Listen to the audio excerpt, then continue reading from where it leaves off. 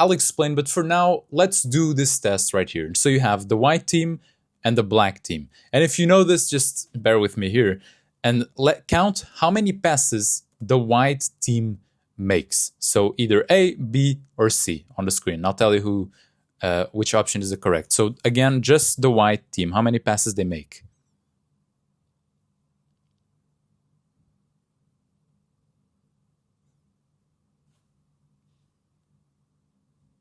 All right, we'll pause that. So A, B, or C.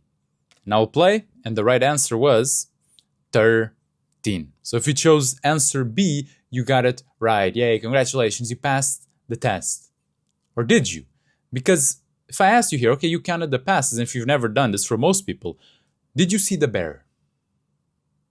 You didn't? Okay, then let's go back. Now don't count the passes. Again, just look, and look at that. Same clip, what do you see in the middle dancing? If you've never done this test, most people, you will not have seen that the first time. For some people, this can be very creepy because almost then some people comment an uncanny valley type of feeling because it was always there. Feel free to go back in the video. It is the same clip. It was always there, but you didn't see it. And why was that? The reason why you didn't see it is because you weren't looking for it. You gave a focus to your mind and you were so focused on counting these passes of the white team that, again, you will not remember anything else from that video. You didn't see the bear, but you also didn't see, how many passes the black team make. Well, what color were their shoes? What color were their socks? All these other things. Your brain completely threw out because there was a focus and you gave it this focus. And it was, to be fair, very good at fulfilling this focus. It did what you told it to do. Now, this is, again, a fun experiment here and a cool thing to see, how our minds work. But I think the implications are much deeper and much more serious. Because if we look here at something so inconsequential, with so few elements, so short, and your brain didn't see something that should be obvious, well, what if we extend this to the rest of our lives? And about things that do matter, whether that's, because I have no doubt right now you're after a certain goal, even if it's vague, whether that's career-wise, whether if you're after a promotion or a new job or a certain grade at school or getting your business started or scaling that business or even about, going to the gym, hitting a certain weight, a certain lift, whatever it may be. And when we apply this to those goals, then I ask you, because you may think initially like, oh yeah, I should be focused about it. And then if I'm focused about it, my brain's going to, but it's not so much about that. It is about the way you are doing things. Because I have no doubt that if you're after something, there's some method that you're following, some way. If you go to the gym, there's a plan. If you're starting your business, there's an approach, a method you're doing it, everything. The problem with this is that you are telling your brain to seek success through this method. And in this way, as we have seen, the brain, the mind will ignore everything that does not fit with the focus we're putting it towards or that we're aligning it with.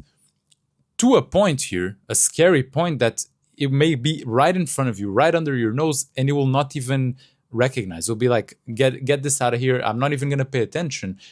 Throw it out immediately to a point we don't even see. And I'm just going to focus on what I was told to focus on.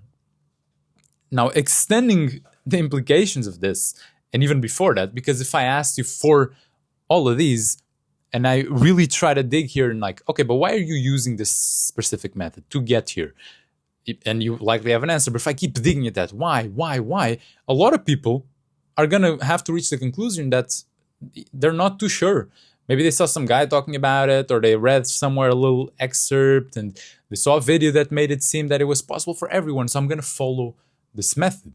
But there is no real good answer that you could give me. The problem with that is that you don't have a good answer, but you told your mind to use this method of focus and to focus on this path.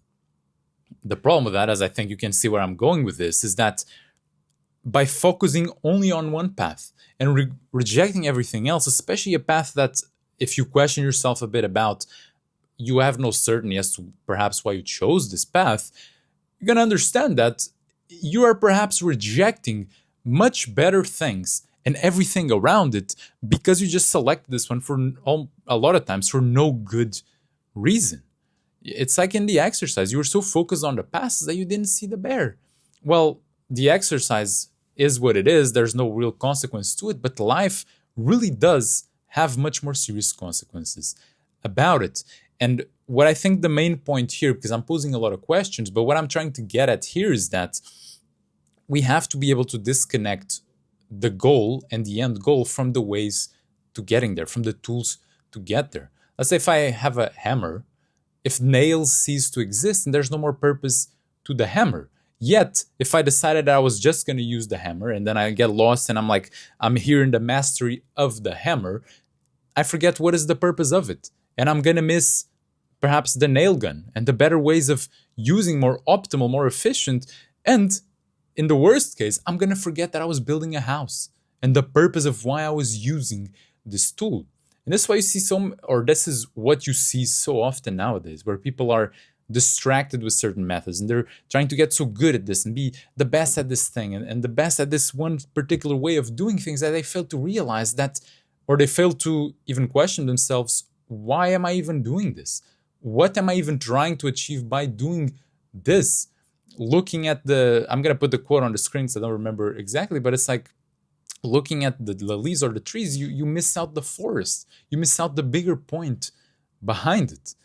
And if I ask you here, and I'm not here trying to give advice in this one, but just kind of pose the question, which is, or make you kind of ponder these things about what you're doing, what you've chosen to do, the path you've chosen to take, and what if, just maybe, you chose to focus on the passes, quote unquote, here so much that you forgot that you should be actually looking for the bear. What if your focus is on the completely wrong things? And instead of focusing just on the methods, you should be letting the reins loose a bit more, focusing on where you're trying to go, at the summit that you're trying to climb at, and then allowing your mind that is so good at finding and allowing it to seek the right things.